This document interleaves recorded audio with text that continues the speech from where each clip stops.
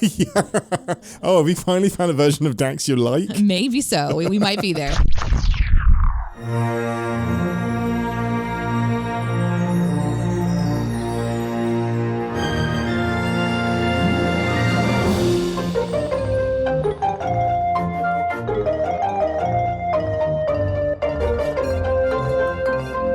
Captain's Pod, Stardate 240726.9. Welcome aboard the Starship Enterprise, and thank you for joining us on our continuing voyages through the final frontier. I'm your Captain Ian Whittington, and with me as always, she conquers this podcast in the name of the Empire. It's Ambassador Deneé. What do you mean it conquered? Oh, because that's what the Klingons did, is they conquered the... Yes. Yeah, they did. They conquered the Alpha Beta that. planet. Yeah, Alpha Beta Prime. Yeah. No. Damn, I can't remember the name of it. Definitely had like an alpha in there somewhere. Did it? Yeah, probably. I could look at my notes. You could. You didn't delete them? Well, they live on Discord now. Oh, that's so true. Join our Discord and you get to see Ambassador Deneé's notes as she is watching the show. If you're part of the Ian and Deneé Patreon Club thing. A little asterisk there. You have to be a founding tieflinger to have access to that one. Which is less than the price of a deck of cards or multiple decks of cards. Thank you, Jomo. We finally got around to checking our PO box, and thank you so much, Pandadial/Jomo John for sending us how many decks? We got 1, 2, 3, 4 decks and 2 expansion packs of the Star Trek Next Generation customizable card game. So that's 60, 120, 240. That's like 200 cards. I have never seen this game before. I've never played it. I can't wait to look up the rules and play it because I love deck building card games. Thank you so much, Jomo. This is such a cool gift. I've already opened mine, and I've set aside 3 cards already. Oh, for what reason?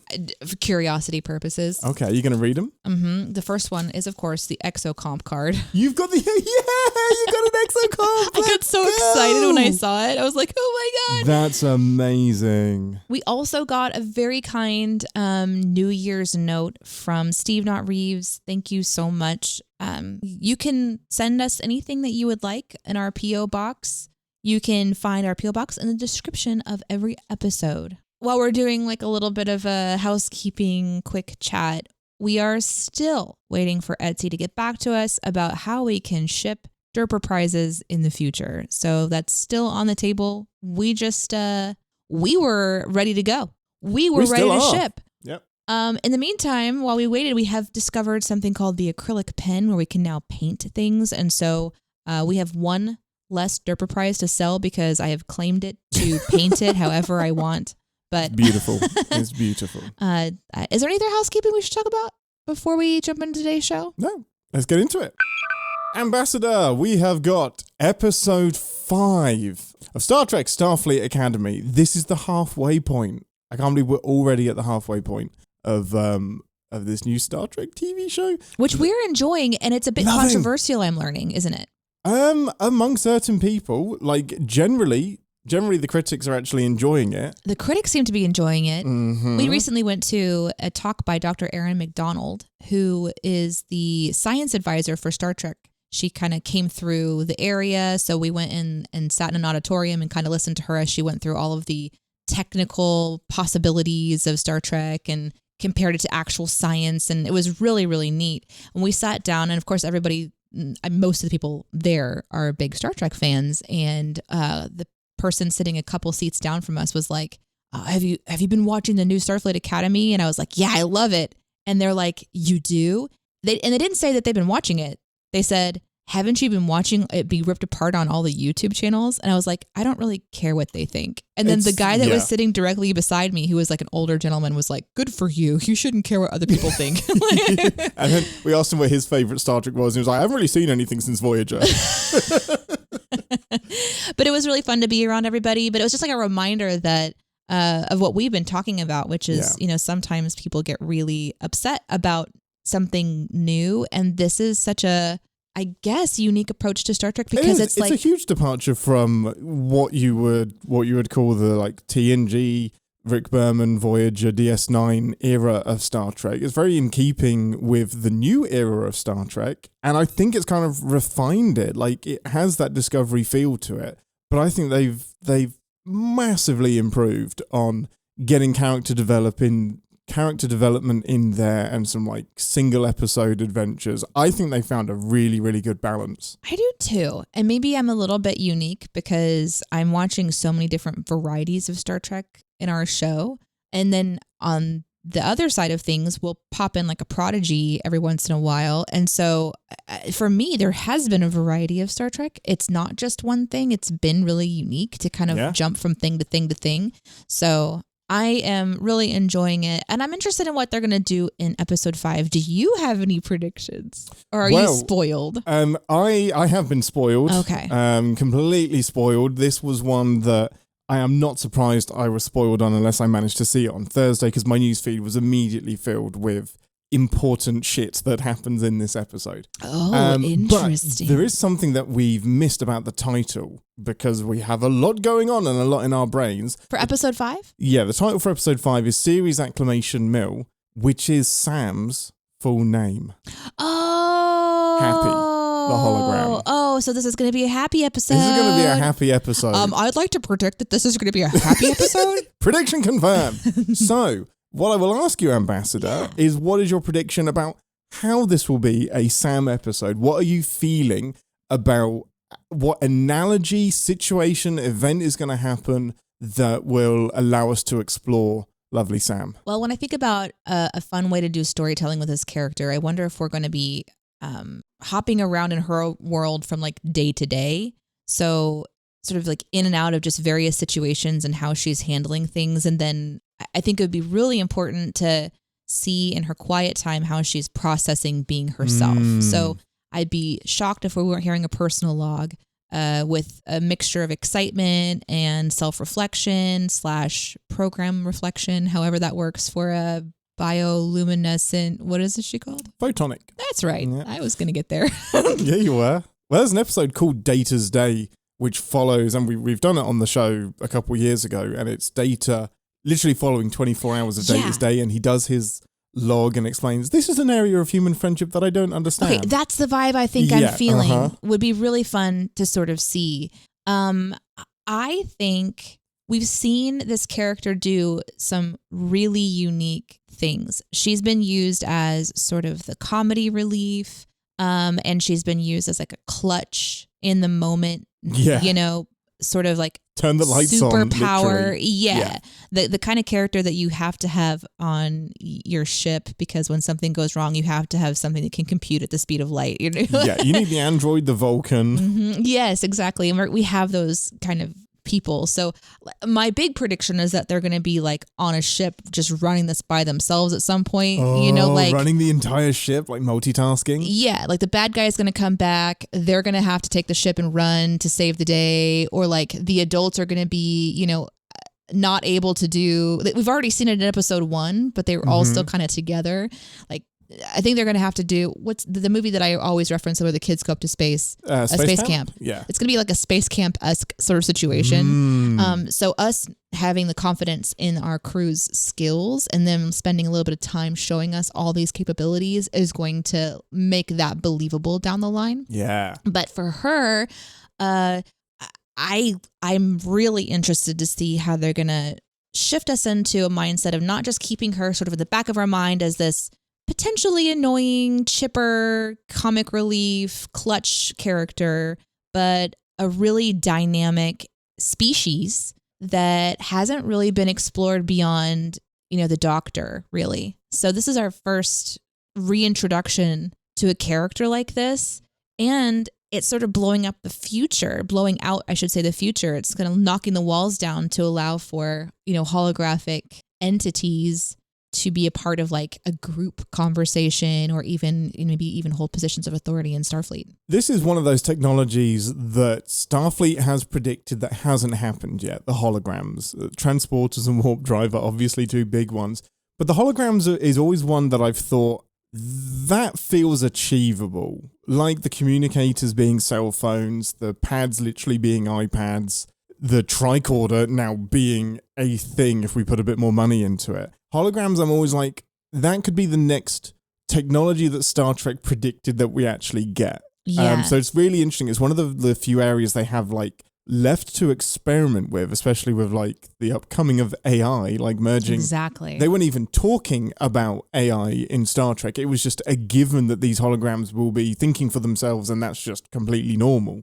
So it's such a fun area for Star Trek to explore. It's wild that they didn't even think, man, this might be an issue. And they do in Voyager, and they do to some degree in a couple of episodes of TNG with Data, but they always put it from the perspective of the AI's rights, Data's rights, the Doctor's rights. The exocomp's rights. The exocomp's rights. Very rarely from the other point of view of they'll take over and kill us all. It's always about what are their rights as sapient sentient beings, and Star Trek accidentally or deliberately being Star Trek in the best ways. So yeah, I'm excited for this episode. I'm excited in a completely different way. Because of the spoiling? Because of the spoiling, and I'm just going to contain myself. Well, let me predict this then. Whatever the spoiling is and her part in it, I think Happy's ability to do all the things that Happy can do, scan through computer systems, piece things together, like we're seeing articles about AI looking through all of our space images and finding anomalies that no one has ever been able to see before, and suddenly we're learning all about space because they have a computing power that we do not have. So too does Happy, and so maybe Happy's computing power and like her algorithm is going to solve like something that we can't. Therefore, giving her that placement in the group that is going to be respected, I hope. I love it. Love that idea. Let's see. Before we go and watch the episode, there is one little tidbit I want to tell you that I think will be helpful, or something that you'll appreciate knowing before you watch the episode and during the episode. Okay, but it's not a bad spoiler. No, it's not a bad spoiler. You wouldn't do that to me. No. This is good context. Okay. Tawny Newsome has co-written this episode, and that is our lovely Beckett Mariner from Lower Decks. The wild bat'leth wielding stabber from... I demand honor. Yeah, I do think that's good context to know. It's one of my most anticipated episodes of the season, knowing that she's writing it. And we've seen her in an episode in playing like an actual version of herself, right? Yeah, she plays Mariner. She does like that crossover episode. Yeah, live action Mariner. With her ponytail and with everything. With her like hair going crazy. Yeah. So super excited for that. High hopes. All right, let's head over to the holodeck for the episode, and then we'll head over to 10 Forward for a full debrief. We'll see you there. 2 to be out.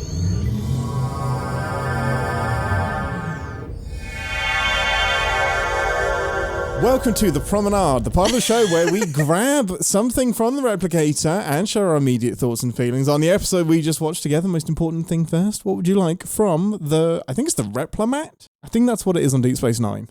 Oh, Replimat. Cool. Yes, yeah. I didn't know that, but many people that listen to the podcast will go, yeah, nice one. I don't know. People that listen or they're going to correct you. Yeah, people that listen to the podcast might be fed up that I keep getting shit wrong because we've been in the wrong century for the entire season. It's like the 3190s, not the early 3100s. So I apologize, everyone. We are cresting into the 33rd century. We are currently in the back end of the 32nd century. That doesn't matter. It's not really important. Doesn't matter to me. What does matter is what do you want from the thing, the Replimat? How do we not do gumbo?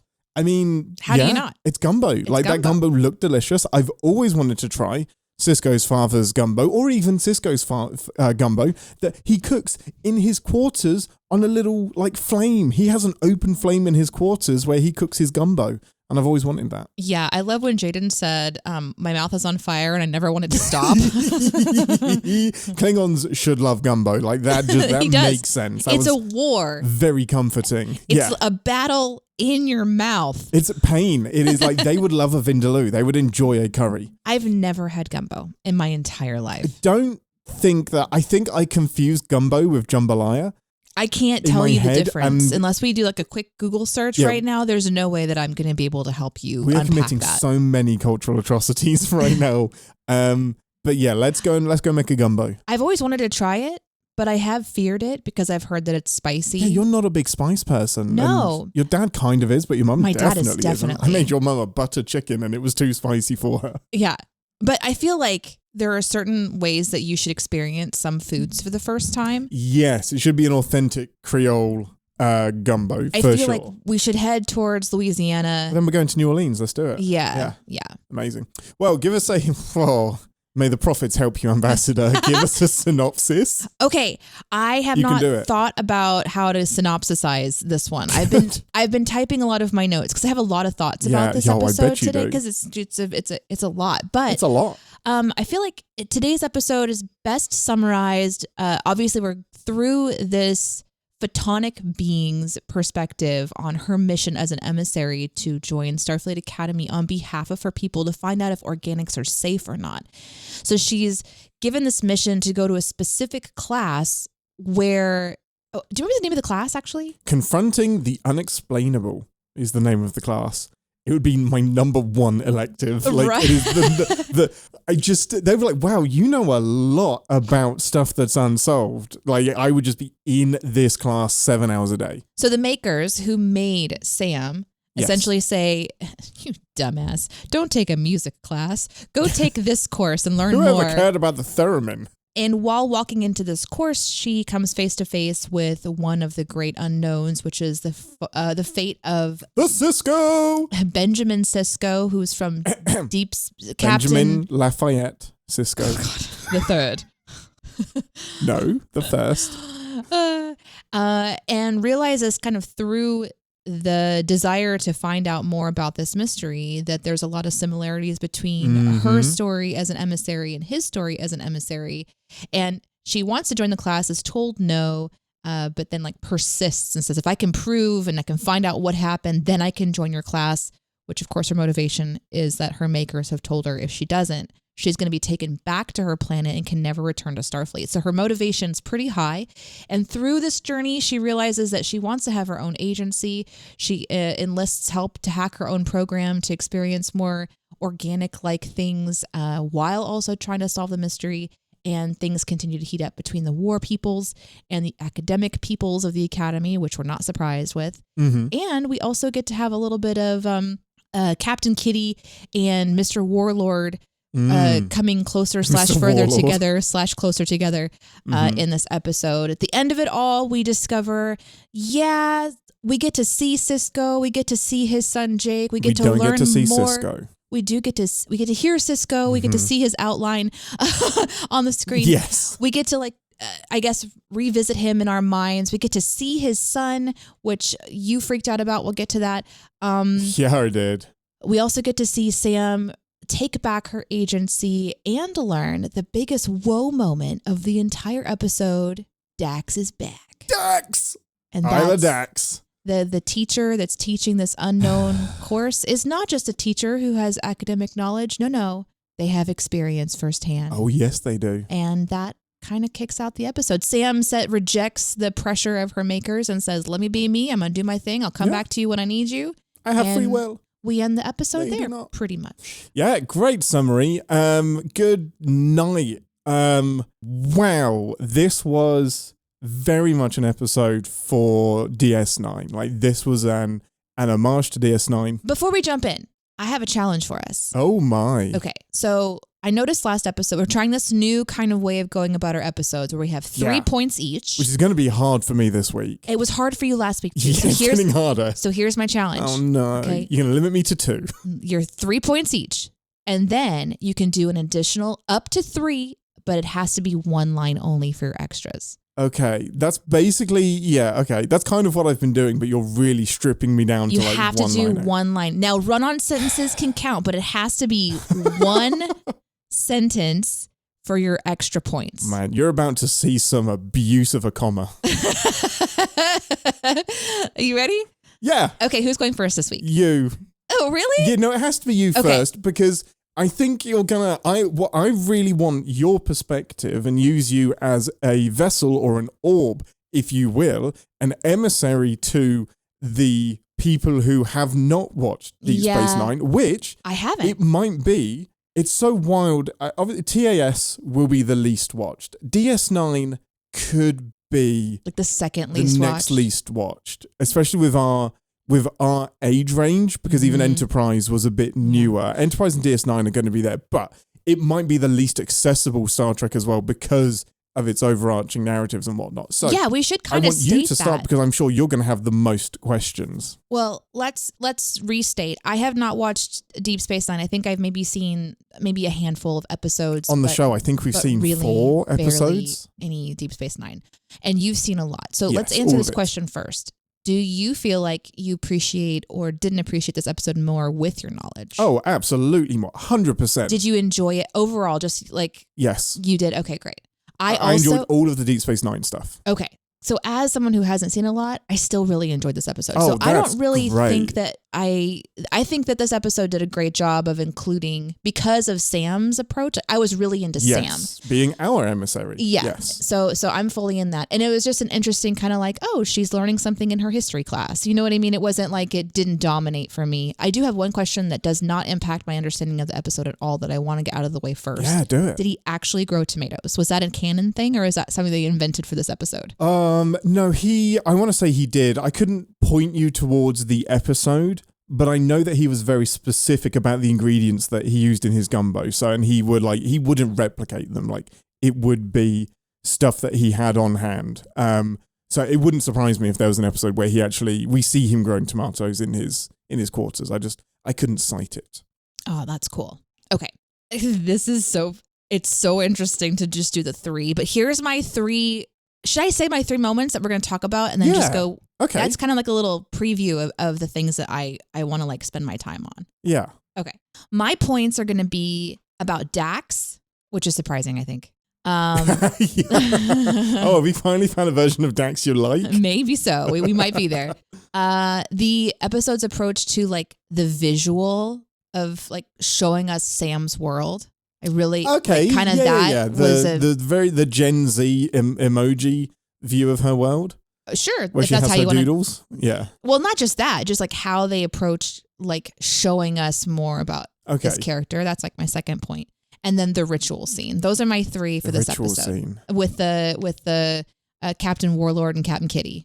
Oh, gotcha. Yeah. Okay. So those are the 3 points I'm going to be kind of like digging into. What about you? Mine will be the makers.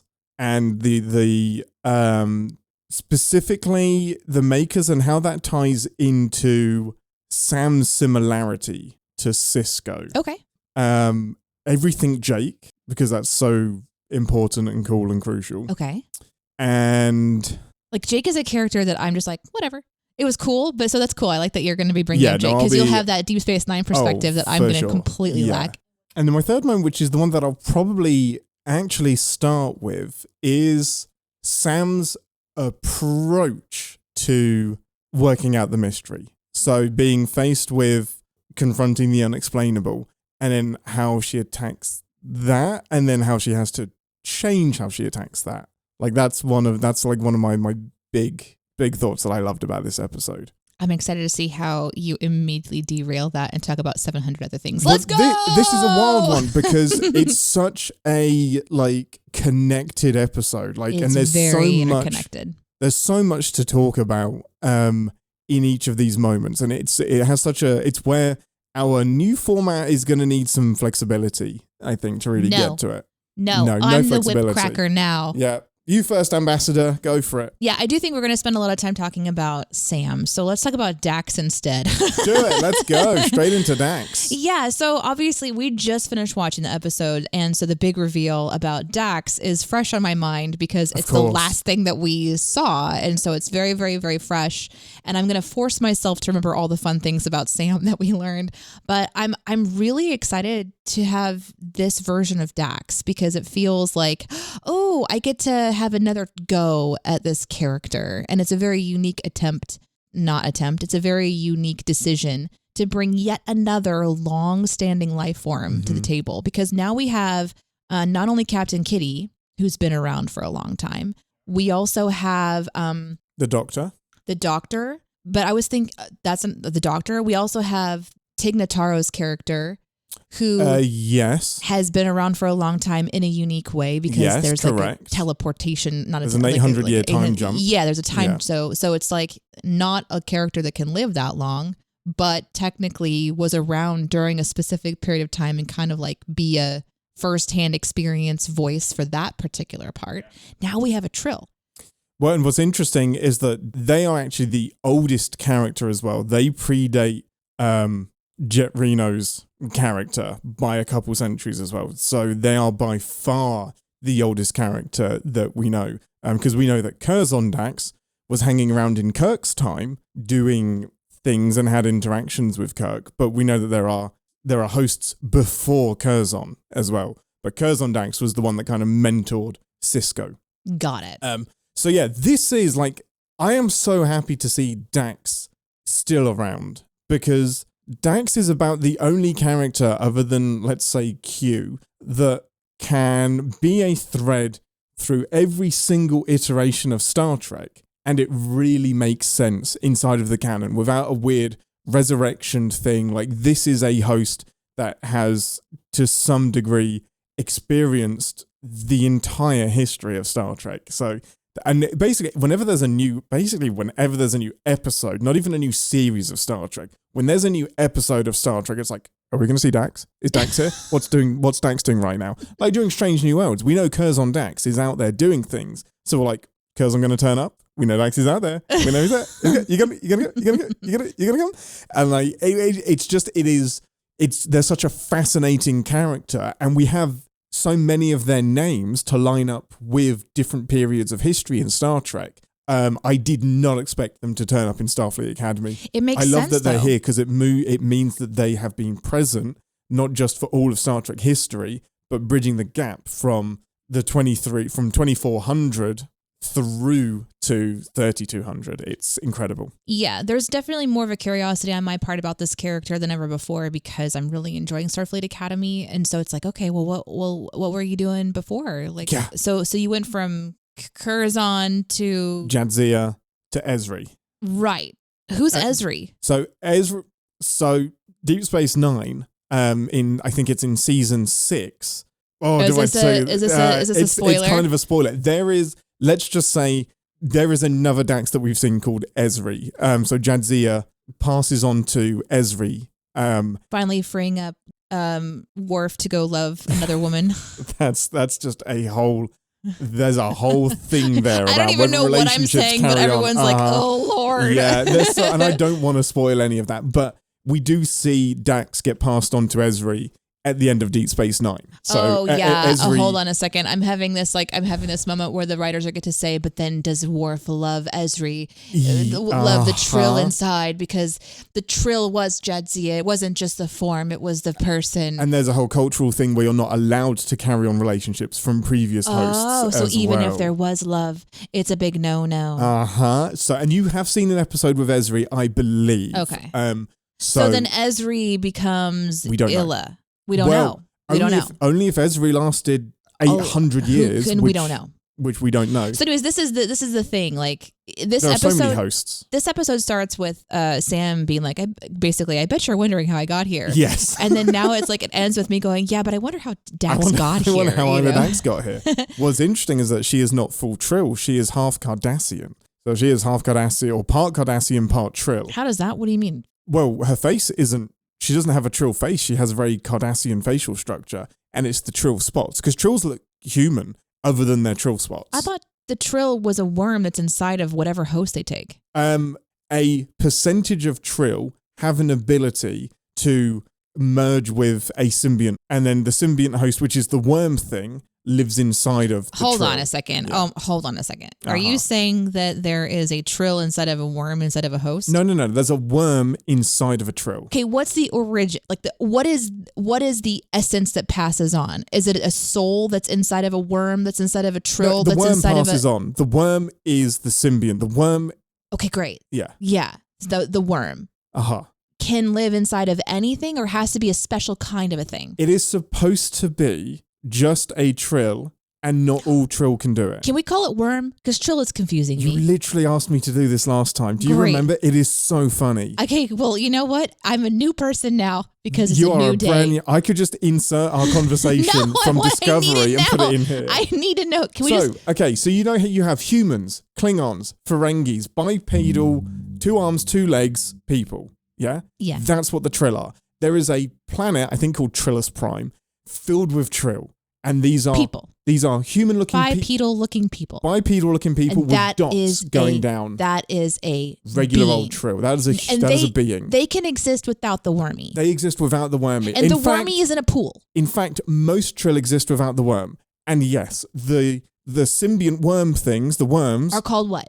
Symbionts. That's their actual name. That's their actual name. Okay. They are floating in the pool, and then eventually... This is why you don't go in caves. And eventually they are joined with a Trill that is able... to carry it. To carry it. And then they can experience the world like that. Because they're like little babies. They can't get out of the pool. But with ancient knowledge. That's right. And then when their host body dies... The Trill. They get rejoined. Yes. When they the get Trill rejoined dies, to a new body. New Trill. A new Trill body. Yes. Okay. However, sometimes Trill meets a Kardashian, falls in love, has a baby, and then the worm goes into that one instead. We don't know. Worm/symbiont. But the weird thing is that when they were first introduced in TNG... They also went into a Riker. Yes. Do you know that? I think I saw that episode because it was very confusing. I think we did. So funny. If we did, I wasn't here. Yeah. I think you watched TNG without me. No, I think we did. It must have been on in the background. Because it was a very strange thing. I remember thinking like... Yeah. Because it almost killed him. Yeah. Or it almost died. Something happened. Beverly falls in love. Was that Dax? No, that wasn't Dax. That'd have been so cool if it was like just for a moment Riker. That'd be crazy. Because remember, it like loved Troy. Beverly. It loved Beverly. Anyway, that's sorry. So, but that kind of broke things a little bit before it even started. When we get to DS9, they've established the rules a bit more. But yes, by this point, it turns out they can also go into hybrids or other species. Okay, thank you for clarifying that. So the Dax that we're seeing now, Dax is the name of the symbiont. Correct. AKA the worm. The little wormy guy, girl, them, that's just so happy and has been living so long. Its little squishy worm life. Yeah. About 1,000 years. And it like has merged with this new host. Yes. Who is not just a Trill. Correct. But is a Trilldassian. Yes. Or Kardashian. Or a Kardashian. There we go. I like that better. Kardashian. Yeah, correct. Okay, cool. Glad to get there. Yeah. Thank you. I feel like this is where podcasts do not serve. Like we need to have a very visual, like... Yeah, you need to be able to see us gesticulating. So what did you love about Teacher Dax? It really shifted this teacher from being a teacher of history or a teacher of thought or a teacher of exploring the unexplainable to a being that has a lot more context than we would have initially thought. Because when this teacher character kind of at first appears, I was like, I think that's the same person that plays Mariner. Because she has a certain way of approaching, like kind of like a sassy Tig vibe. She cannot hold herself any other way than sassy, even when she's like stoic. But it's stoic sassy. I can see Tawny Newsome in there. Yeah, and I love that because that's kind of a fun thing. And I think after you've lived as long as Dax has lived, you're just gonna either have to find some humor in it, But that anyway, so it moved from that to the firsthand knowledge, this idea that the mentor of Sisko is now the mentor of another emissary. And it really was like, oh, it's not just a teacher, teaching a student. This is a character that gets to come back. And in an episode where it's kind of having the essence of Sisko come back and the essence of Jake come back, it is an interesting thing to say, oh, but there's another character. And maybe some people might be like, oh, it's a bit eye-rolly because Dax is back and how convenient and how did Dax even get here? But I think it's a really important element of this show to not only nod to where it's pulling from, but the idea, like nod to other material, other shows. That's important to do. But also this show consistently, every episode is trying to stitch back together the essence of the best parts of Starfleet. And it has to have the representation of that somewhere. The memory of where things went wrong, the importance of doing it right. So you have another teacher that's there to try to establish like a future for Starfleet. And I just think that was a really cool thing. And I love that they decided to do it. It makes sense why this character would have Jake's book. It makes sense why they would have firsthand knowledge, which is a fun kind of revelation, this tomato, like that Sam was able to do all of this research and never find a mention of a tomato, and kind of gives us a little surprise at the end. Like, it wasn't just, oh, it's Dax. It's like, oh, here's another like hint, another clue. And so it's having fun with itself. And I thought that was really fun. I feel like it's the perfect way to do fan service. It makes sense. It's integral to the story. It kind of needs to be this way. It's the only way she would have this information that she needs to have. And it is genuinely a character that people are calling out for. And and the reason we're calling out is because there is a good chance they're still out there. Right. And it's just I felt a sigh of relief because I'm like, Dax exists. Yeah. Dax continued. We don't have to write them up as they died during some war in the 2800s just to write them away. And the beauty of it, much like Doctor Who, is that it can be a brand new person. Yeah, and that's it. It's completely within canon to recast them every time. It's beautiful. Last thing I'll say before we move on to your first point is that when Sam is kind of sent on this mission of information, kind of her own doing, I wondered if they were going to try to go to the cave in a physical adventure and find Sisko. Like, right, find evidence of what happened in the fire caves. And by introducing Dax, it's a way that you don't have to do that. And maybe I'm a little bit wrong on saying it so confidently, but I was just glad that they didn't say, okay, everybody, let's steal a ship and take a shuttle and go to the... Violate some holy ground on Bajor. Exactly, so that we can save Sam. And I'm just wondering where they were going to go with this to kind of prove, because it seems she was so on her mission of finding out what happened to him. I can see it being like, well, let's just go. Let's go there and find out. Like, it'd be like going to the Holy Land and trying to like find the cave where Jesus was placed or something like that. You know, like just find the stone. Mm-hmm. Yeah, and so they just let the mystery remain the mystery of Sisko, and instead like redirected the focus on the facts, which is the book, which is Dax themselves. So I was just really impressed with that. There's no crystal cave. There's no mythical confirmation. Instead, it's just Sisko remaining unresolved. And it's very, I don't know, it feels honest for Star Trek to let some things remain unknown. And that was extremely deliberate. Of course, I couldn't help but dive in and do some research. And Alex Kurtzman, who is the guiding hand for Star Trek at the minute, along with Tawny Newsome and Kirsten Beyer, who wrote the episode together, deliberately knew they weren't going to answer it. I was like, there's no need. Like, exactly. It would dishonor the legacy of Deep Space Nine to put here's what happened. Like, it is one of those mysteries that needs to remain a bit ambiguous. It does. Especially when Avery Brooks isn't coming back to acting. The actor who played Sisko. Like, he is not returning to acting. It's not happening. So let's just leave it open-ended. Sisko is... And the beauty is the Prophets experience all of time all at once. The wormhole aliens. They are at every point of time as it changes and as it morphs all at once. And they really struggle to perceive time linearly like humans and the rest of the galaxy does, which is a beautiful reason to leave it open-ended as well, because his future hasn't happened yet. And it also happened a long time ago. So it was great to not try and answer it, and having Dax be that confident person who's like, it will never be answered.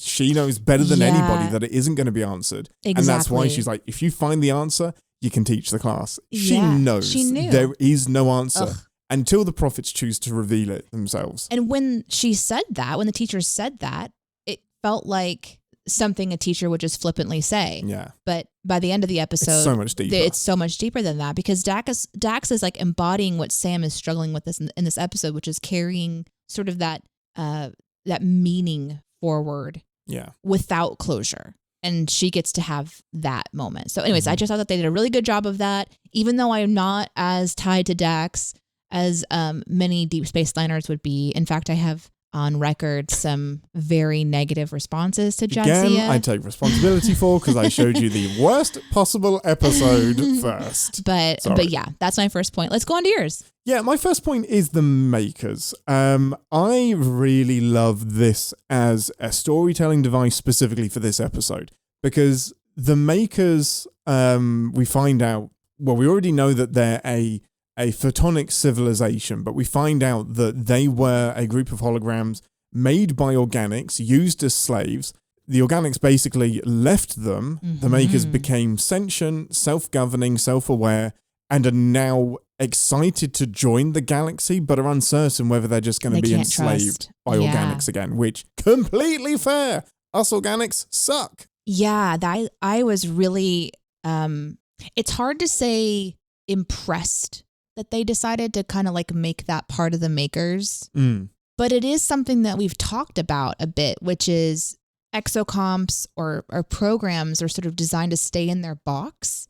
And so to see that as enslavement or there being an abuse of that power, to kind of treat them like servants rather than individuals, I'm glad to see that they are putting that on the table in this way and then shifting it to where Sam is looking for information about how to trust again. I thought it was really clever.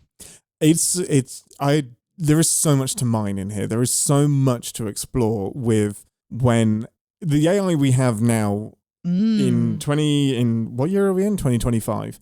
26. It is shit. We're in 2026. It is not self-aware. It is not alive. It is not sentient.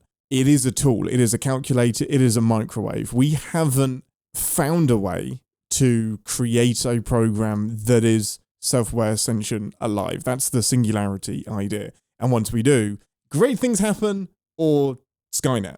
There is apparently no middle ground. We haven't done that yet. So it isn't something that we currently have to face, but it is so on the cusp that it's worth talking about right now, and Star Trek exploring it is incredible. It's amazing that they've been exploring it for decades, but it is something that, like, in my brain, the holograms, it's always been so hard to get past is, are you alive or are you just programmed to simulate aliveness? And that's my brain racking, especially when I was much younger with the Doctor in Voyager, was you're fighting for self-determination, to be treated like a human, to be treated like respect. But is that because that makes you a better Doctor? Like, are you actually feeling that stuff, or are you just a really, really complicated simulation of those feelings and emotions? And is like that a recording? What we are as humans? And is that what we are? Because we're in a program, and there has got to be a way to define that and to test that. And they do in Voyager. And I guess at one point, the simulation becomes so convincing that is alive. Like, that is the definition of alive, because how we treat them does affect their feelings. It's so complicated. But rolling all the way back to the makers, what's interesting is they used, I think, as this parallel to the prophets in Deep Space Nine. So they have given Sam a mission. They are her prophets. And it seems like they've given her life, too. Yeah, they've given her life. 216 days ago or whatever. They created her with this explicit purpose. The prophets created Benjamin knowing that at some point in his life, he will save the people of Bajor and he will save the prophets themselves, because they're experiencing time all at once, so they know it has to happen. And it is so, I have to think that is like day one on the writing board. They were like, that's what this is going to be. Like, this is going to be a parallel. This is what we want to explore. And it's such a cool parallel because it's very, very, it's technology versus gods, essentially. Yeah. Like, they are aliens, but the Bajorans see them as gods because they're indistinguishable from what we would call a god.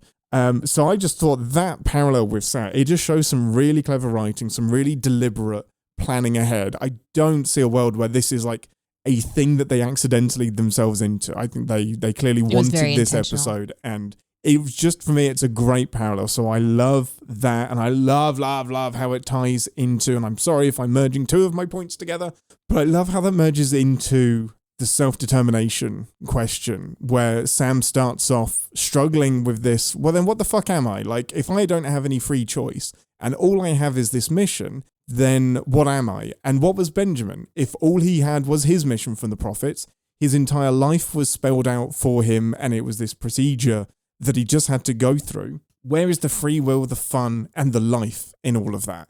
And yeah, you're describing my inner breakdown whenever I broke away from Christianity. Yeah, it's so clever, and it's this.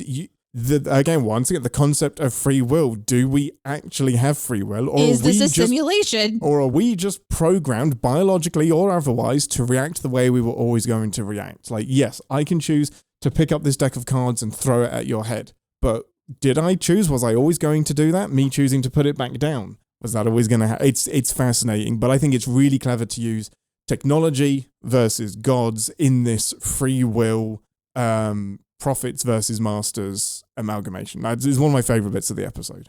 I like that they'd spent some time asking those questions and watching Sam struggle with them and relate to Cisco, but these deeper conversations are what happens after we like dive into the episode, because it wasn't as if the characters on the screen are having this conversation. It's sort of like Sam asking, in a couple of specific moments, she does kind of really go into that, but she definitely does with Jake. Jake really helps her get to the bottom of that.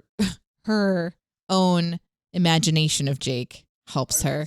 I liked how they visually represent the makers. So this is kind of tying into one of my points about the episode's approach to visually showing this technological aspect of Sam, not just with the makers, but just in general. It's such a fun episode to watch because it pulls you into her world in this unique way. The camera's doing really fun things. It's really close on her face. Like, you're really pulled into this character's perspective. And when we're talking to the makers specifically, it feels a bit like an episode where you have a character that has to go before the great Q judge or something. Yeah, it's this Star Trek trope of the big ball of light that's screaming at you and is omniscient. Yes. Like, it's very deliberate. And I could so tell that was a Tawny Newsome thing. Because it happens in Lower Decks as well. They're just like, oh, you're just another big ball of light telling us what to do. And we got another one. Yes. It never stops. It's so fun because it is, I don't know, it's such an easy way to assimilate the information that they're giving to us. When the ball is red, it's mad. When it's not red, it's happy. And even though that's a really simple storytelling, mechanism visually, it works really well where there's so much this episode is also doing that we need a simple red light, green light vibe in a way. The big, heavy voice, the fear. But it also does this really interesting thing where because she is a photonic, when the makers are speaking to her, life slows down and you zoom into her little eye as it's flickering this really cool technological light indicating that something is happening. We zoom into her algorithm and then she's having this conversation apart from the reality that she's quote unquote physically in at the academy. And it just reminds you that this is a very complex character that has a lot of capabilities that we don't usually get to zoom in on. It would be like if it was Data and we zoom into his circuitry or something. And I think it's about processing speed. I think all of that conversation happens, it's not actually freezing time. Yeah. It is, all of it happens in a fraction of a second. Like that entire conversation. And that's the processing power that she has. I loved it so much. She's constantly slowing herself down to enact with organics. Yes. And I'll get more into my kind of thoughts about other moments that it's happened. But the maker specifically, I thought it looked really, really fun and it made sense to me. They were very dominating in their aggression. Like, you're made for this purpose, do this thing, which feels a bit parental at times. I made you, you will become the best piano player on the planet. This is your goal. This is, you do this, or the ways that we want to control that which we create. And at one point in time, that creation will have an opportunity to speak for itself. And this is kind of Sam's moment to figure out what she wants to do and be able to shut it off was a really interesting moment for me because it kind of, the episode made me feel like they were in control of her. So when she got to control back, that was a bit of a surprise. I'm glad they couldn't just deactivate her program. Me like too. I was a bit worried that she was going to, and maybe they can and they're choosing not to for some reason. Like, it's obviously that is going to come back and bite her somehow because they didn't resolve it. She didn't convince them. She cut them off, which is only going to work for so long. No, I love that so much. And you wouldn't know this obviously because you haven't seen Deep Space Nine, but the way they talk to her, like you said, is very much how the prophets talk to Benjamin. When he has visions, they're very like kind of patronizing. Like, why are you arguing? Like, you're going to do this. We've seen it happen. Like, why are you arguing about free will? And he's just like, I don't want this mission. Why have you given it to me? And they're just like, that's a stupid question. You're on the mission. You're doing it. And like, he doesn't find out until the very end of Deep Space Nine that he was created by the prophets. his mother was half prophet. Oh. That his entire life was laid out. They don't say that to him because from their perspective, his father was half prophet. I thought his mother no, was. No, his dad is human. Oh, his mother, okay. it was essentially possessed by a prophet. Gotcha. So, and it's not because they're deliberately withholding that from him. They just don't see it as relevant because they know better. And it's like, you'll find out this information when you need to find out. Why are you worrying? What's the difference between now and finding out 7 years from now? Because all of that is happening at once. And so every question he has, they're just like, it doesn't matter. The only reason they ever give him information is if it's part of the journey. Like, well, we tell him this now because that causes him to go and do this. And like some of my favorite scenes are Avery Brooks just losing it. Like he just has so much anger towards them and is just like yelling at them, and they never yell back. And that's so infuriating when somebody won't fight back with you and they're just super calm and neutral. Like that's one of the most annoying tactics you can have against somebody that's losing it. It's just staying very calm and neutral and not matching their energy. And they never match Sisko's energy. So, and it's very similar with the makers. They do actually get angry, but from the beginning, they're very patronizing. And this is your purpose. Why are you doing music when your purpose is to find out cold, hard facts about organics and whether we can trust them? We're not going to learn if we can trust them by you mastering the theremin from their point of view. From their point of view. Yeah. One of the big differences, obviously, is that the prophets would know if that's true or not, and the makers don't know. Exactly. Yeah. The makers don't. They don't actually know because it could could come out later on that it's a connection and a connecting point between the organics, that she can learn something through this skill that she's developed. Yeah. And that's going to be kind of fun to see.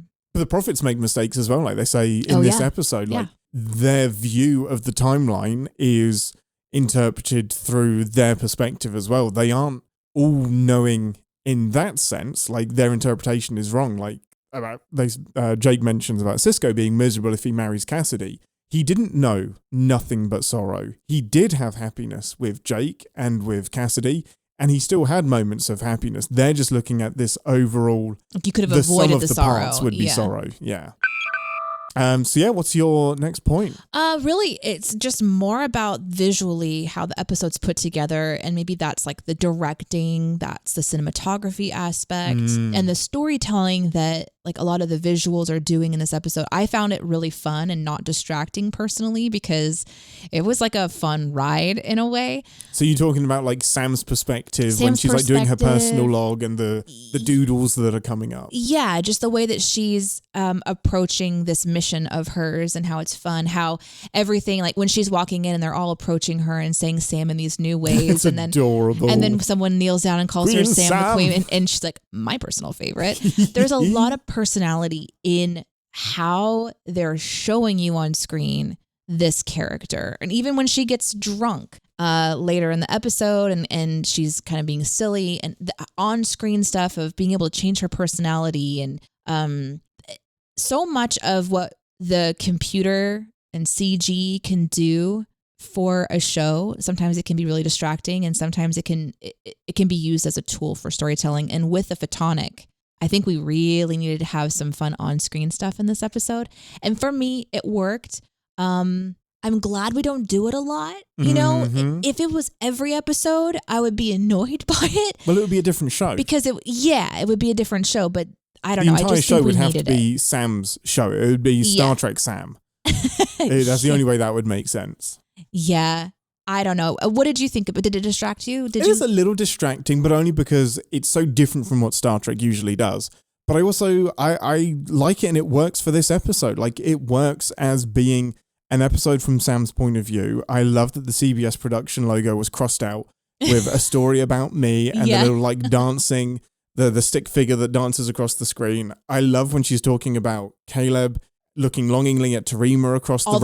All the pheromones. And like heat goes to different places, and a little arrow just points to his penis. And then it marks off the word penis on the screen. Yeah. It's so hysterical. funny. Like, blood rushes to new places. And like once you stop the gatekeeping, that's not Star Trek, and just appreciate it for what it was, it's really funny. Like, I really enjoyed it. And it's not the first time that Star Trek breaks format. Like, I don't see a problem with it breaking format, even if it's not 100% something I enjoy. I generally don't like fourth wall breaks, and this is extremely fourth wall breaky. I like immersion. Yeah. I like to be in the universe.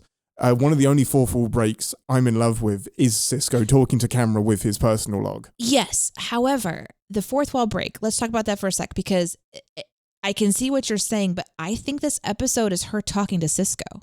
Because it starts off with, hi, can you hear me? And at the end, she's like talking to No, I think so. So I think the intention of it is that she's like telling Sisko about her day and kind of. No, I completely agree. But the on-screen graphics is what I'm talking about specifically. I don't know how Sisko is seeing that or who those on-screen graphics are for that she draws up. And like the little like light bulb that comes out of her head. And then there's like a smiley face emoji somewhere. That's what I'm talking about. Well, that's really for us. That's not for Sisko.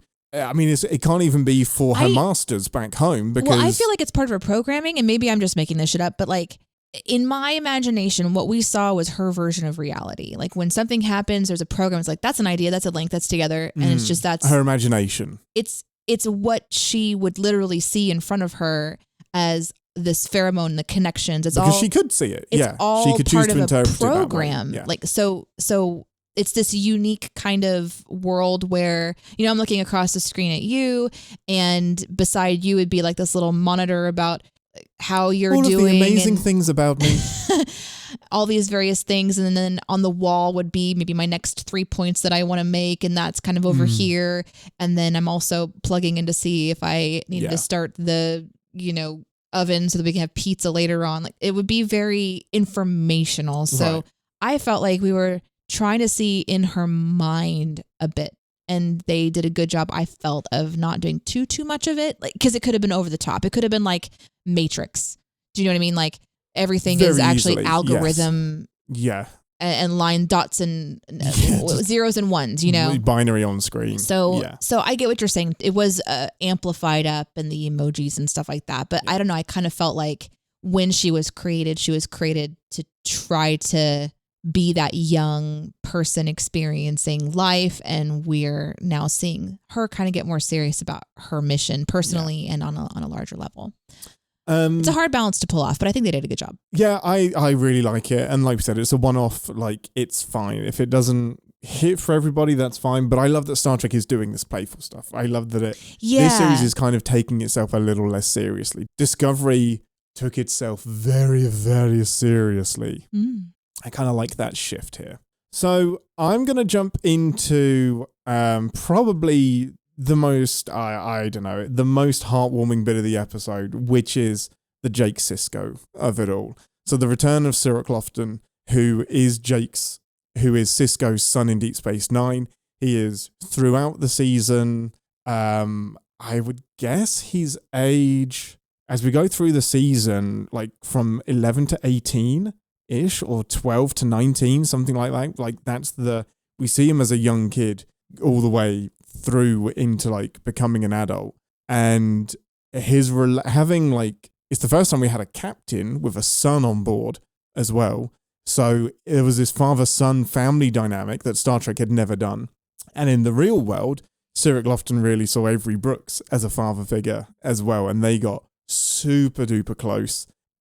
So while they couldn't bring Avery Brooks back, bringing Cyril Lofton back was the perfect way to do it. It was so well done. I love every line that he had.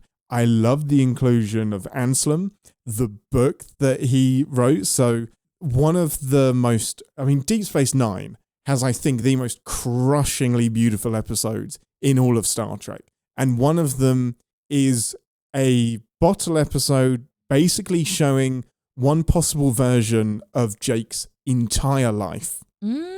I think I remember you talking about this. It's The Visitor, and it's one that we will watch eventually, but I just have to prepare you to be sad. Oh, great. And part of this episode is he does become an author, which is incredible. And a big part of Deep Space Nine is that he doesn't want to go to the academy. He wants to be a journalist and then become an author. So them honoring that in academy is great. And Anselm is this big book that he never finishes in Deep Space Nine in that episode as well. So it's like his unfinished work. His unfinished work. And it is semi self-autobiographical and about his dad's experience with the Prophets. So to center the crux of the episode around that book as well. I love it so much. I love the care that new Star Trek writers have, the stuff that they pull out. Like, that will mean so much to the hardcore Deep Space Nine fans as well. And it's such a great bookend, forgive the pun, to Jake's story as well. He makes the book, passes it on to Dax, and Dax uses it as a guide for anybody that is on a similar journey to Jake and Sisko. Yeah. I'm just going to say that my most frustrating part of this episode was the lack of knowledge of how to care for an ancient book. We don't need to be wrapping it in fabric. Preach, and let's go. Sticking it into a bag for this holy book. It's a science fabric. No, it is not science fabric. It needs to be in a temperature, humidity, and light-controlled environment. What do you think that bag is? It is not. It is a satchel. No, that satchel is a satchel of temperate holding. It shouldn't be handled. By a hologram? Anyway, by a hologram? She isn't physical. She isn't. She's a force field. How do you? She's a force field. She is light particles held together by force fields. Guess what's not? The fucking book isn't. And whenever you open it, it's still doing something to the book. It's made of a future material. I can understand why it doesn't resistant. need to be scanned in because it's supposed to be a big secret. Mm-hmm. It is now inside of a computer program, by the way, so it has been scanned in. It has been scanned, yeah, but it 100%. needs to be very, very... Do you know what we do with books? Tell me, please. Even now? Yeah. Or pages, papers, things that need to be... It is so important that it is kept very much away from certain environments. Bright light, check. That's there. Air, check. Future lights. That's future there. air. Future lights, future This is also air. a future book written in the 2380s/90s. Okay, that's true. It's not like papyrus or something. It's not literally, I mean, maybe it is, but I think that's highly unlikely. I was so annoyed. So this book, the book comes out, and it's just this is the technology that's really vexed you in Star Trek. It's wrapped in this sort of like ancient looking shawl of some kind. Probably Bajoran holy robe. I was really flustered by that. Yeah, that's fair. To think that the Bajorans that are all over there having a holy moment, and just in the adjacent room is the book of their prophet's son. Wild that they're all within there. spitting distance, and they don't even know it. Boy. Yeah, that's wild. They should worship Jake. They probably do. To be honest, they probably do worship the son of the Sisko. Oh my god. But I love using Jake as the guide to get Sam some closure as well. Yeah, that scene was really, really meaningful. That final scene is excellent. Between Sam and Jake. Yeah, between Sam and Jake. And I think Cyril Lofton just did an incredible job of acting all of that out. He has a podcast series that he does about Star Trek, or did the podcast with Aaron Eisenberg, who plays Nog, the really short Ferengi, until he sadly passed away. That's right. But he still continued the podcast. So he has just been like deep in Star Trek lore as well. One thing that I really appreciated about this episode is the museum scene. Yes. We have lots of museums that you can go to in our real world, and they're set up very similarly. There's a lot of panels of information, and then they'll have like a uniform. They'll have things that are kind of there. And it was neat to see the futuristic version of that, where there's interactive panels where you can kind of learn more. And she ends up, initiating a holographic image of Jake. And when that happened, you gasped. When she presses the button it shows a little excerpt of him being a professor, and then he just appears. I was like, oh, that's so fucking cool, because I'm so in Star Trek. My brain is always thinking, I wonder what this person looks like now. I wonder what happened to the rest of it, because at best we get 7 years of their life. Right. Like that's what we get out of a TV show. And they're so rich. I want to know what happens of their next. Story. And so seeing Jake as a grown man is so rewarding. It's so cool. You can do these like speculative bottle episodes that go into one possible future, and you cast Tony Todd as an older version of Jake. But to see Cyril Lofton as a grown-up man is just, obviously he's older than me, but I obviously see him as a young man when I watch Deep Space Nine. Forever frozen in time. Yeah, literally frozen in time. So when you unfreeze that person and get to see them and they talk, and it is new words from this character. That's what I love. That was one of the gifts of Picard, is that it was new dialogue from Captain Picard. Right. One of my favorite Star Trek memories it's such a specific one. I watched Deep Space Nine I'd seen bits and pieces of it. But when I intentionally did, I'm going to watch from season 1, episode 1 all the way through. It was when I was 23. And I watched season 1, episode 1, and Captain Picard appears in season 1, episode 1. And I didn't know that. So 23-year-old Ian was watching brand new footage to me of Jean-Luc Picard. So having watched TNG hundreds and hundreds of times, like every single episode just almost memorized, I was suddenly faced with a new scene of Patrick Stewart in 1993 talking as Jean-Luc Picard. So that's so cool for me to like have these characters have new lines, which is why the Doctor being here, every single word the Doctor says, I'm like, that's new dialogue from the Doctor. So whenever they do that, the fan service is always going to fully service me. Wow. Yeah, I love that. I think Jake Sisko scenes were really well done. And how he helps her get through the free will of it all. Like, yes, my dad had a mission and he had a lot of his future decided, but he still did the mission, but did it his way. So he married Cassidy and he rebelled against the prophets in certain instances. So your entire future doesn't have to be spelled out. You can still do your mission, but do it your way. Like, that doesn't fully grasp how complicated free will is, but it gave her the closure that she needed, and I think that was really smart. Yeah, I think the scene was really smart with her sitting down to read the book. The words essentially rise up into the sky as she is absorbing what it's telling her, and she begins an internal dialogue with this character that she gets to ask. Her questions are being answered through what he has written, and I thought that was a really cool way to kind of show that. Yeah, I love it. Trying to think of like a character from TNG that would be as impactful, and my joke answer is Alexander. If he appeared on screen as a Klingon with like some wisdom, but I think he wasn't used nearly as much. No, he wasn't. As little Jake Sisko. And we got a lot of Wesley, so it wouldn't be the same. The answer would be Wesley. But we did get Wesley and Picard. And we got Wesley and Picard, yeah. So that kind of did happen. Because you're right, DS9 allowed the growth of a child to be as part of their show. It's so wild. very unique. I can't imagine being Cyril Lofton literally growing up like Will Wheaton did on Star Trek for 7 years of his life. That's wild. It is really cool. So yeah, what's your third point? Unless actually, do you have any questions in that region of Jake and Benjamin? Like, were there any like kind of hanging questions in your mind that you wanted more explanation of? Because I think the episode does a pretty good Deep Space Nine recap. It's kind of perfect. No, it does. It shows you the children's book at the beginning. Yes. It's kind of like, it's like, wow, the Bajorans don't mess around. And which I thought was really clever and funny, the idea of someone starting from the very beginning of a story and it needing to be a children's version for the audience at home that hasn't watched any of DS9. So there's that. And it gave kind of the reaction of all of her friend group, her peer group of these stories and what they mean. And so, no, I think they did a good job.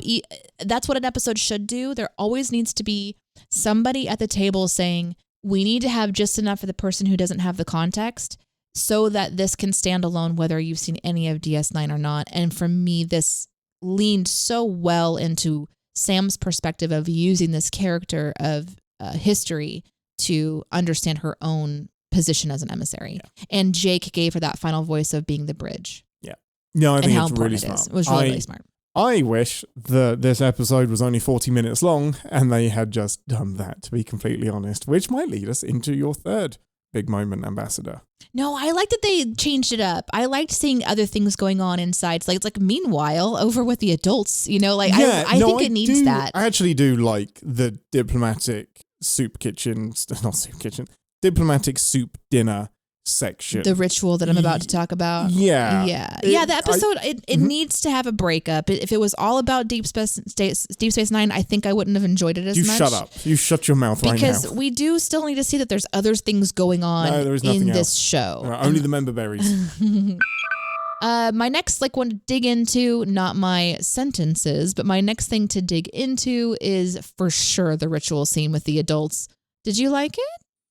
I liked it as an entertainment value, because Jet Reno is hilarious and Holly Hunter, wow, I just did an actor's name and then I did the character's name, then the actor's name. Tig Notaro as Jet Reno, Holly Hunter as Nala. Hilarious. Just like, I love Nala so much when she has her talk with Sam and she's just her hippie clothing and like, right, helped you, I've got to go and do this thing now. And just, but in terms of like the function of what it does, didn't do much for me, but I enjoyed watching it. Yeah, I really, really enjoyed it. Off. There needs to be some sort of symbiotic relationship between Captain Kitty and the warmonger. And we see the development of that relationship, which is critical for the resolution of this show. We can't have two warring factions and the two heads can't be at war if the kids are eventually, like they need to be exampling. So it completely makes sense to me. And it kind of starts off with the power grid goes down and Captain Kitty goes to the warmonger's quarters and realizes that he has reallocated power from the Academy's use to hyperheat a section of the Pacific Ocean to welcome someone who needs to have a specific environment for their war eels. And here's what I love. There we go. That is just as ridiculous as what we see in the fake ritual dinner.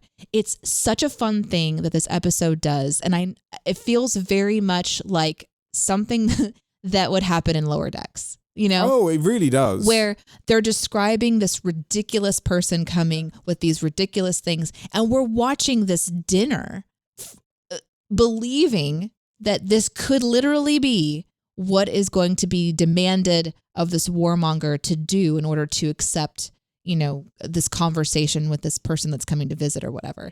And it's so fun for me. I'm like, that is ridiculous. There's a point, and maybe it was way later than it should have been, where I looked at you and I said, I think this entire dinner is bullshit. Like, this is all It was just silly. before the fish farts. Yeah, just before and it's at the very, very end where listen, the hole in the spoon for the soup was so fun, but I thought maybe this is all about, and every single moment that they sit down at this dinner. So I guess to kind of go back, Captain Kitty says, I'm going to help you with preparing for this meeting, this dinner with this diplomat, because I have so much experience. I'm going to help you prepare for that. With Come to my quarters from Alpharat. Come to my quarters and we're going to go through what you need to know. And every single time we cut back over to this very important dinner where the warmonger is preparing for this diplomatic dinner, we're like seeing a level of ridiculousness happen that is forcing him to be less serious. And it's all a ruse that I'm fully on board with. And that's the fun for me. So what's the function of it? To get him to loosen up? Yeah. I think it's to get him to loosen up, to kind of raw honesty, because there's all of these like things that they're doing that require you to be a bit goofy together. There's that raw moment, the ceremony of just being honest, like the heart to heart honesty, where you have to say something really honest. And there is part of me that's like, oh, you're supposed to be building trust and you're ruining it by having this moment. By humiliating him. But the humiliation is kind of his choice. And I think that's the point, is that he has to realize like he doesn't need to be humiliated. He can just be like, this is a weird thing that happened one time and it was kind of like silly and goofy and we're moving on from it. And she's already bested him with the whole plant thing, which they kind of briefly talk about, that they're in their like gas release stage or something. Talk about that. But all of that aside, like the seriousness of this living inside this universe aside, the stupid ritual, the ridiculous diplomat needing to have a heated ocean, like all of that aside. What if she gets attacked on land? I don't know. I don't know. What I love about it is that the characters are developing this kind of unique back and forth together where they're coming to terms with each other's oddities, but choosing to be honest with each other, choosing honesty, choosing that even though we're very different, we still have to communicate together. I liked that. And then I also really like that this episode is blatantly saying how silly Star Trek can be sometimes.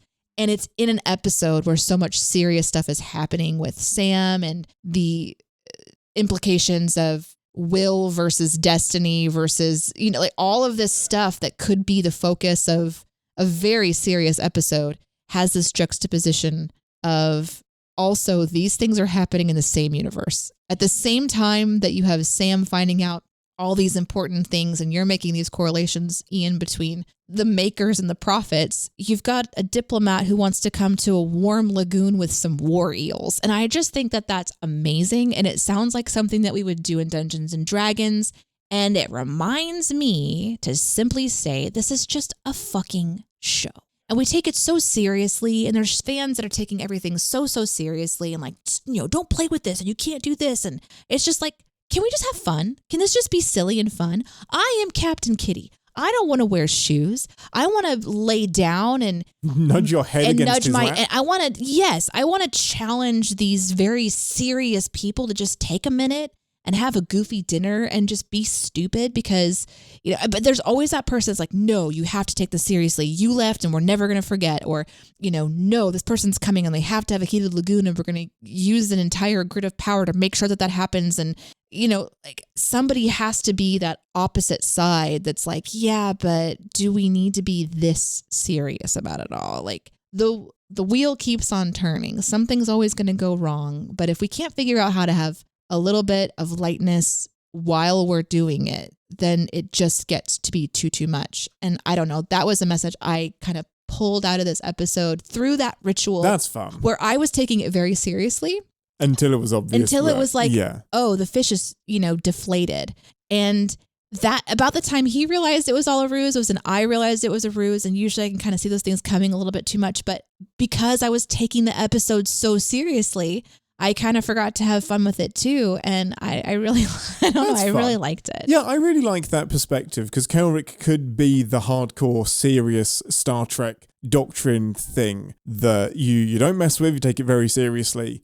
And then Nala is kind of representing Starfleet Academy, the TV show of, but Star Trek can also do this. It can be new. It can be fun. It can be comedy. Yeah.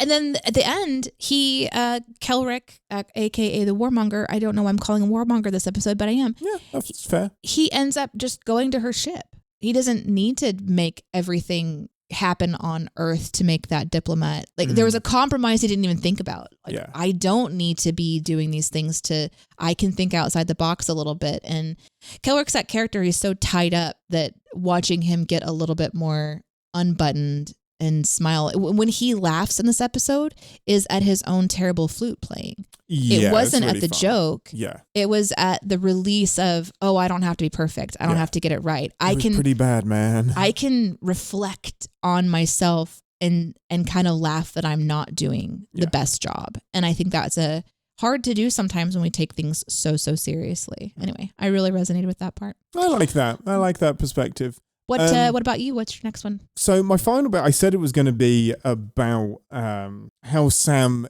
explores her mission and wants to use science and stuff, but I've pretty much covered her mission and all of that. So I realized that my big moment doesn't have to be a moment that I liked. So the other big moment in the episode I want to talk about is the bar stuff. So the middle 15 minutes of this episode really lost me, and it was a little bit of the diplomatic dinner and a lot of the cadet night bar club scene. And again, I found myself wondering, like, why are we here? What are we doing? It showed some Jaden flirting. It showed Mir and Tarima finally exploding with sexual tension. Sam getting drunk and starting a bar fight. It just, that... I was just trying to, I was struggling to find the why of it. Exploding with sexual tension. Who's that? Caleb and Tarima. Oh, you said Mir exploding with sexual tension. Caleb Mir. Mir is his last name. Oh, right. Because you're using their real names, I didn't know who you're talking about. No, that's my bad. That's my bad. This is me needing to evolve as a person. Go on. Caleb and Tamira. I'm like, who? Tarima. Damn it. You mean Genesis? No. Tarima. Oh, Princess Buttercup. Princess Buttercup. Sorry, my bad. Yes. The beta said Princess Buttercup. Oh, I don't even want to know what people think about my podcast. like my approach to podcasting sometimes. I'm so sorry. So yeah, them kissing outside. So basically all of the nightclub stuff, I just got really stuck on, what are we doing here? Like, is it just have a bit of fun? Is it just like to see them having a party and seeing Sam get drunk? Because all of it missed me. All of it kind of missed the mark for me. What did it do for you? Or how did you feel about it? Well, it's world building in a way.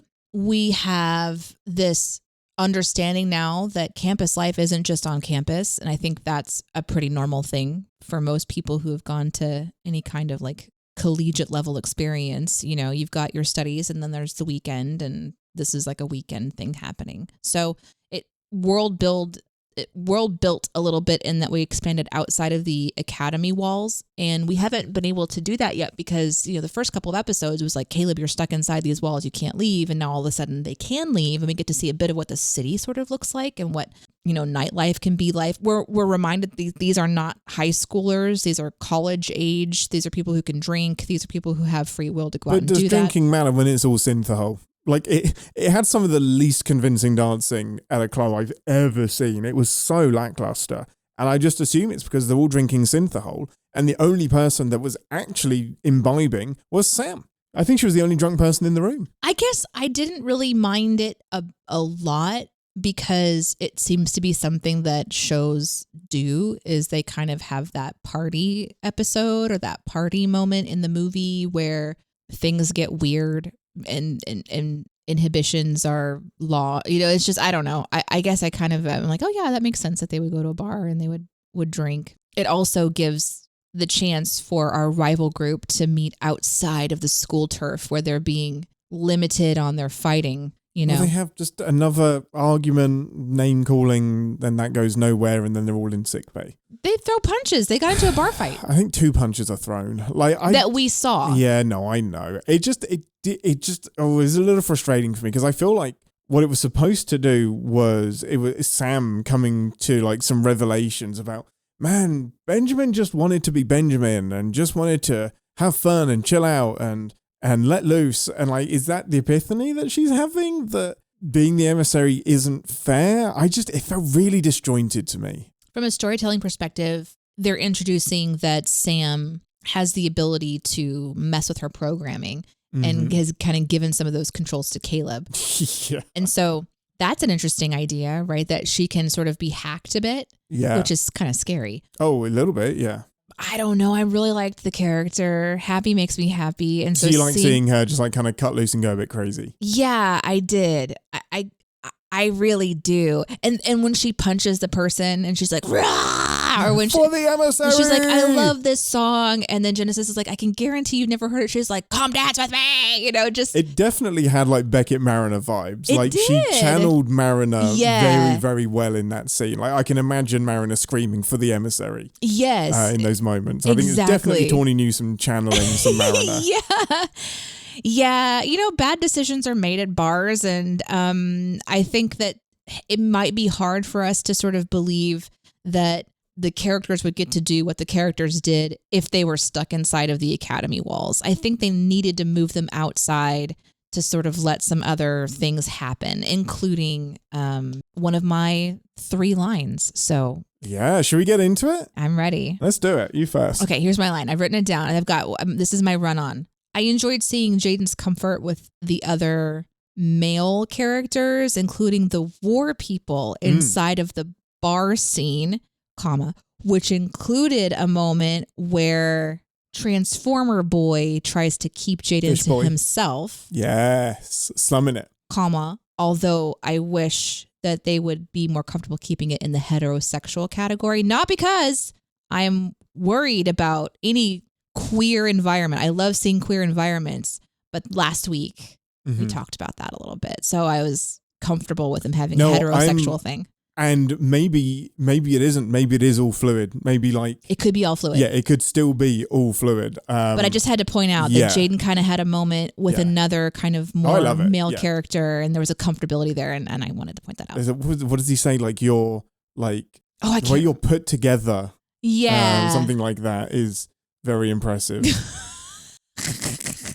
Are you making a panini? You have firm booty, Stop Mir. doing all of that. Well, my sentence that I really enjoyed.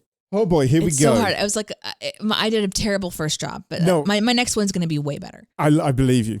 This is. I was hungry for this to get deeper. This is in sickbay after Sam gets de-drunked. The doctor says, "I'm disappointed in you," And it leads to a conversation. Sam says, how do you deal with what? I know. Yeah, I'm just remembering that scene. How do you deal with loss? Like, it's not fair that Jake lost his father because of the prophets. And the doctor says, the same way we all learn to live with loss. Get over it, move on. And we see this darkness.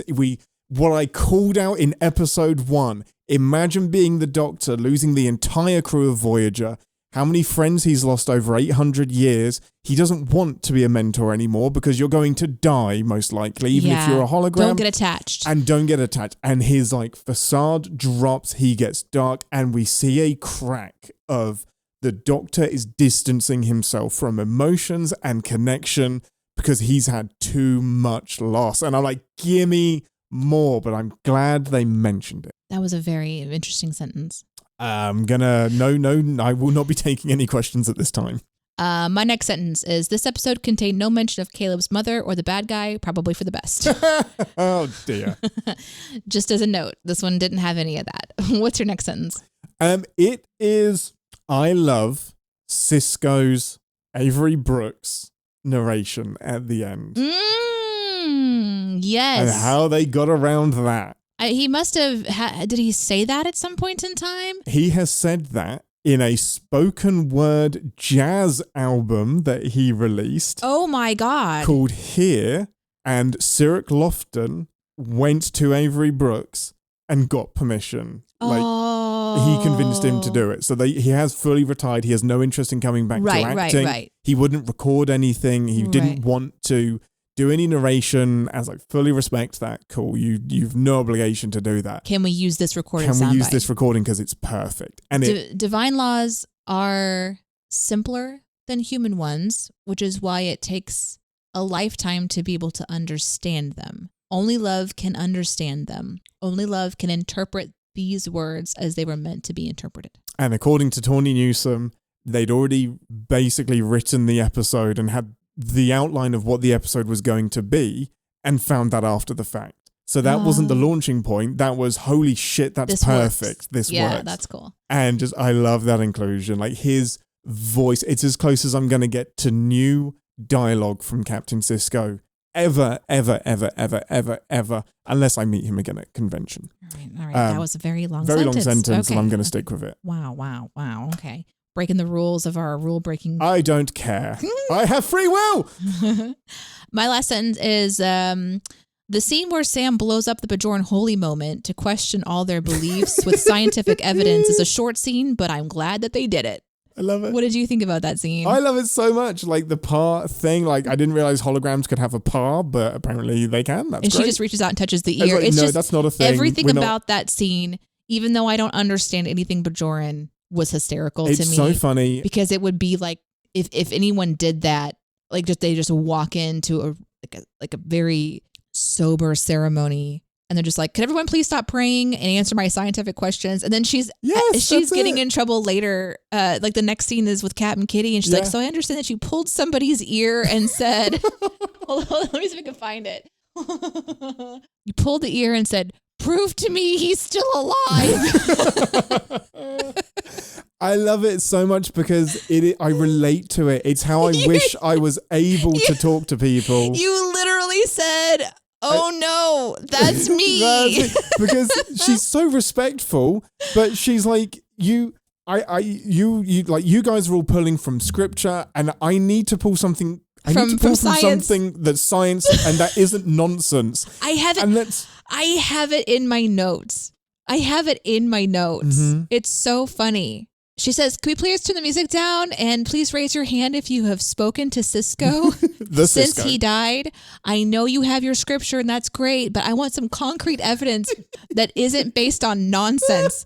And you said, and I quote, "Oh no, she's me." But it's great, and I'm going to go on just a little mini justification. It's okay, because we're breaking this one line rule. Mm-hmm.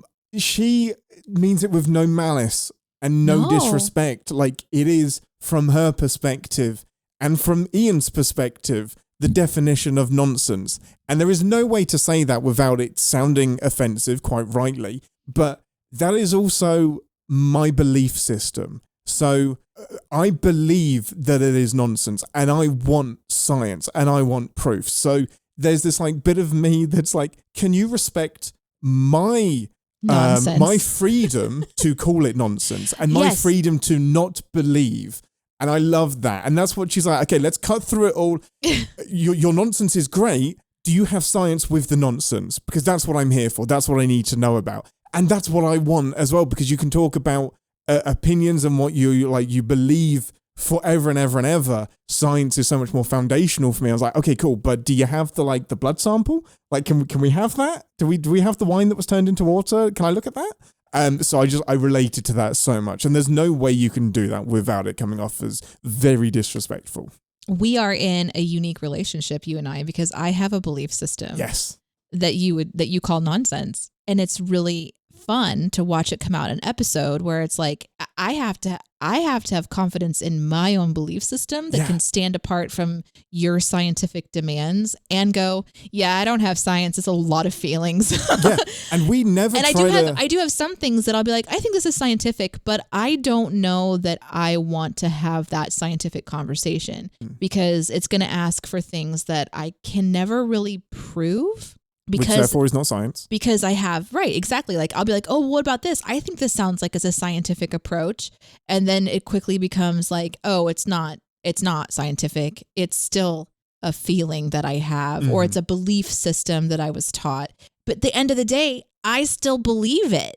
And that's okay with you, which is a cool part of our relationship that I like to like walk out with you that, yes, you think it's nonsense, but you're also like engaging in conversation with me. You don't think I'm an idiot. You understand why I believe what I believe. Yeah, we never try and convince each other. We talk out the different perspectives that we have. And it's one step beyond that. It's not even like it's okay that I think it's nonsense. It doesn't matter that I think that, because me thinking it's nonsense doesn't take away from what you believe and how true it is to you. And just as I don't have that, you respect my need for structure and for science and some system of evidence. And what I liked about this episode is it didn't really feel the need to go there. It just showed that moment, and then it showed her being a little bit corrected about it in Captain Kitty's quarters, and then we just moved on. But I think it was a necessary collision of religion and science. Yes. In very short in this episode. But well, all of Deep Space Nine. I giggled at it. Is a collision of science and religion, and it's what. If I could watch one scene from this show again, I think it would be that one. It was so funny. Like I just really enjoyed it. And I loved seeing all of the different Bajorans that were there, or the people that are of that belief system. Well, the Bajoran Club has been signposted all over the Academy in the first 4 episodes. Oh, and I've noticed it, and I've just been like, that's not just on screen once. That's been on screen 3 or 4 times. Oh, I love that. Yeah, that's really, really fun. What's your number 3? Bajor? And the fun thing they say is, are you of Bajor? And that doesn't mean, are you Bajoran? It means, are you one of us? Like, you could be a Cardassian and be of Bajor. And they accepted Sisko, a human, as being of Bajor. So, love it. Such great phrasing. Super quick, I love Nala's line of "You're here to dream for your entire world," because that was absolutely beautiful. Like, some cadets are here to focus on their own dreams. You're here dreaming for your entire world's existence and what comes next. But and that's was not your my third actual one? third one. No. You are... I've said it now. I said it's on the tape. It's done. It's done. But my final sentence is the museum. Fucking Ben Sisko's uniform, the orb of the emissary. It is. They didn't try and jazz that up too much. That orb is essentially an HD version, a 4K version of the orb that we see in Deep Space Nine. The box looks the same. I want to know everything about that, how they recreated it, the hourglass figure of it all. Love that replica. And we have the Niners hat, the baseball, and then his uniform. Love the museum. That was just a gift to the fans. Okay, question that I had in my notes, but I just remembered because you said that. If she wasn't actually physically visiting the museum, how did she open the box? It's a hologram. It's a hologram. It's like when you press a button at a museum and it shows you a video. It's got to be a hologram of the real. Yeah, she opened a hologram. It's a simulation. Okay, so she's so basically they're letting the public open the orb of the emissary. So she basically opened up a video, a little hologram GIF. pocket universe and stepped into it.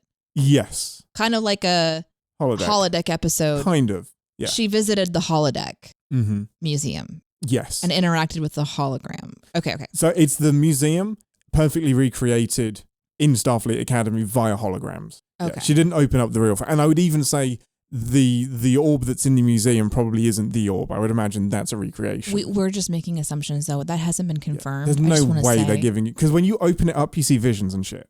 Hell and you have to be with trippy. Holy Bajoran people to do that. So then we're also to presume that the hologram is a dick because it went dark right as she had her final moment of prayer. Okay. All right.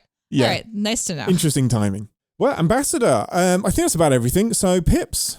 How many can I give it? Out of 4? I think I'm going to give it 4. I'm liking this episode. I'm liking this show. I'm enjoying it a bunch. This has a lot of interesting visuals to look at. It has fun lore that it's doing. It's still doing the world building. We didn't leave every single person behind in this episode. They're still weaving the characters together. I'm really, really enjoying it. Yeah, it's 3 pips for me, mainly because the cadet bath thing and the diplomatic stuff didn't super duper work for me, but everything Deep Space Nine, Cyril Lofton, Avery Brooks, Tawny Newsome, all of that worked so flipping well. It's the first time I really felt we didn't need to be 60 minutes long. I think 45 would have done this beautifully. I think it was like 50. It was 57 minutes. It didn't need to be that long. I felt the length on this one, but I didn't. I really, really love the Deep Space Nine homage of it all. And the fact that it's not just a throwaway episode to do some nostalgia. There is proper development for one of our main characters. So which I nailed in my prediction. Which you nailed. Let's quickly go back to the predictions, which I'm so good at remembering to do. You said personal log. You're completely wrong, Ambassador. It's not a personal log. It was a prayer. At all. It was a conversation to Cisco. The emissary, to Cisco. So absolutely invalid. Hopping around her world day to day. Kind of, yeah. Basically, that's, we follow her on a day. The cadets did not end up on a ship running everything like space camp. Which is... I said that was going to happen at some point in the future, like not this episode. That's like a season prediction. Okay, gotcha. Yeah. Mm-hmm. And in Happy's hologram, her nature and something only holograms to do will be linked to the twist of the episode integrally. I get her nature as a hologram, why she was created. Yes, that is linked. Her emissary nature is linked to the core of the episode. I would say that she was attempting to discover the truth about Cisco and has discovered that the truth about Cisco is nebulous. And although everybody already believes that, she has now proven it. Yes. And she could do that by absorbing a bunch of information super fast because she did it in like an afternoon. She did. Much like Nala said, it is crucial to find out about herself before she can find out if organics can be trusted by it's not the Kazon, but whatever. The makers? The cask. I'd also say that she failed technically, which was the point. She failed to find out what happened. You sure did? That's the point, and she that has was to be in the success. class next year, though. Yeah, so I think I kind of maybe should get like a little bit of some credit for that one because she did use her abilities to solve a big thing, which is that one should never drink 12 shots your first time, especially in a couple alcohol. of seconds. Okay, Ambassador, do you think Dax will be back? I hope so. Yeah, I fucking hope so too. Are we going to do season 2 of Academy? They are getting a season 2, yes. Then I feel like she would be a great season 2 returning character. That'd be great. Would love it. Well, that's all for us from this week. If you want to send us any emails and messages and thoughts about Starfleet Academy, send them to iananddeneé@gmail.com. You can join our Patreon to get lots of lovely bonus material, get this episode ad-free and get it a day early. And an extra episode where we talked about Kalis as well. And you can join our lovely vibrant Discord as well, which has loads of people talking about Starfleet Academy and other Star Trek stuff as it happens, and 3D printing and video games and all kinds of stuff. The weather. The weather, indeed. Lots of snow talk, actually. Lots of that these last few weeks. I saw an impressive icicle. Very impressive. That Zero was holding. Almost a full body icicle. Crazy. And you'll find that in the description of the episode. The link to the Discord, not the picture of no, Zero. You won't okay, find just that. to clarify. Yeah, you'll find the link. Yeah. Mm-hmm. Also, you can, if you join the Ian and Deneé Patreon, you can also be witness to Deneé's notes as they happen, as she watches the episode, and get to respond to them. It's a lot of typing. It's a lot of typing. A lot of typing. For this episode, for example, in my notes, I also give a picture because there was a moment in the episode where Sam is talking about Raimi, the Transformer boy, and they show a real quick stat shot. He goes back and Ian pauses the show and stands up and goes to read the TV. And I took a picture of him. I was for some reason stood about 2 inches from the TV. I don't know why. You also were standing a bit like with your hands on your hips, just sort of like you were studying. You were studying it, and you were also very annoyed that it didn't actually say anything about the alien itself. I was just a bio for Raimi. It was just his accolades, student resume essentially. Yeah. I type as fast as I can, and I think this one was around 3,180 some words. And you say you wouldn't be any good at writing essays. Well, next week's episode will be Starfleet Academy, Season 1, Episode 6, unsurprisingly, which is called It's Not Latin. Something Latin. Oh, it's not Latin. Oh, no. We're breaking? That doesn't... You can't break now. It's about as un-Latin as it could get. This is Sam, I guess. So this episode was about Sam. The title is called Come, Let's Away. Oh, that's the mom coming back. Right? She's going to be like, come, let's away. Let's get out of here, Caleb. It's me and you, kid. We're out of here. Until next week, I'm Captain Ian, and it's to tomato or not tomato for me. And it isn't that amazing that in all space and time, I'm unique from me. Live long and Podsper.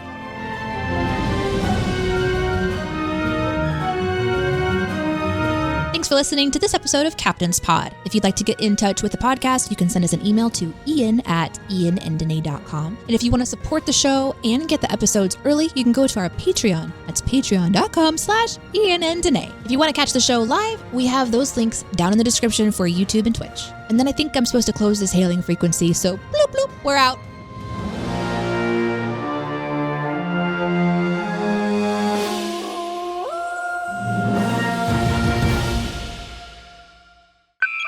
Hello. Hello. I'm distracted. Bye. Are you immediately opening the deck of cards? Yes. Yeah, of course you are.